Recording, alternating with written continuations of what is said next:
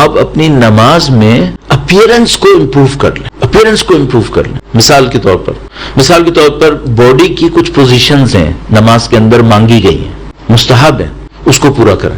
چھوٹا سا ایک پوائنٹ عرض کروں, کنٹرول بھی بڑھے گا, نماز بھی امپروو ہوگی. اللہ انشاءاللہ تاثیر دے دے, درود دے گا محمد و آل محمد.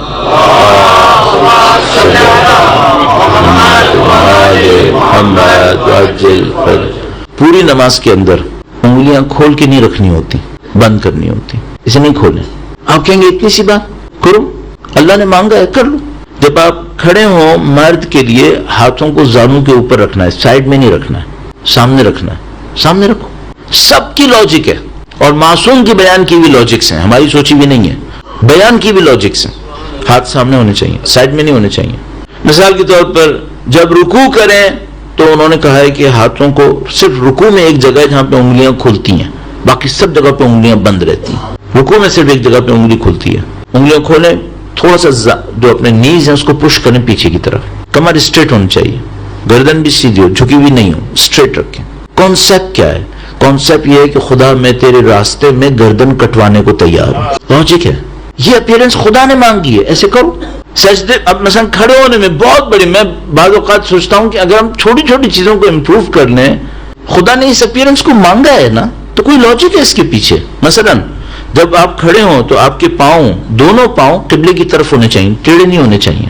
کوئی کہے کہ حرام ہے, حرام نہیں ہے, مستحب ہے. اس سے نماز امپروو ہوگی. نماز امپروو ہوگی تو یہ سمجھ لو آپ نے سب کچھ ٹریگر کر دیا. پاؤں بالکل سیدھے ہوں, تھوڑا سا گیپ دیں اور قبلے کی طرف ہوں, ہاتھ انگلیاں بند, زانوں کے اوپر ہونے چاہیے. جب آپ قیام کریں, سورہ اور رکوع پڑھ رہے ہیں, مثلا ہم پڑھ رہے ہیں, تو کیا سوچیں؟ آپ یہ سوچیں میں ایسے کھڑا ہوں جیسے قیامت کے دن خدا کے سامنے کھڑا ہونا. قیام کا مطلب یہی ہے, قیام کھڑا ہونا, قیامہ بھی اسی سے ہی ہے.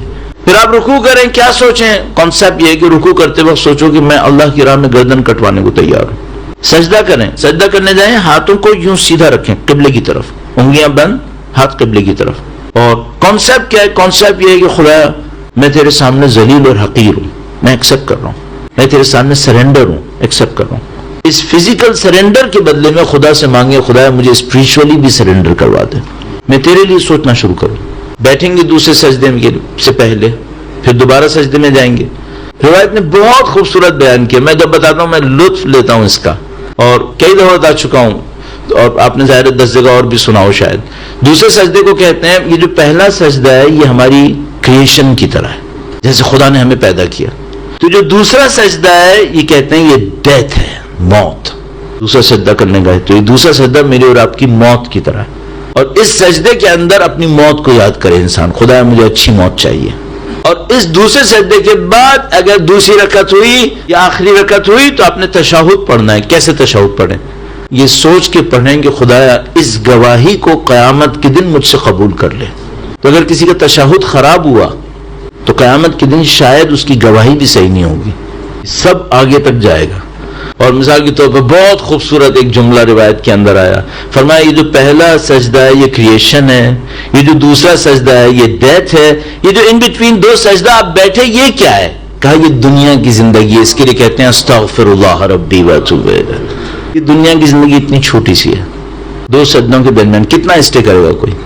یہ استغفر اللہ ربی واتوب الیہ, کیونکہ خدا سے دوری کی جگہ ہے. یہ امپروو کریں گے, بہت ساری چیزیں امپروو ہوتی چلی جائیں گی. درود بھیجے گا محمد و آل محمد پر. صلی علی محمد عاجل فرجا.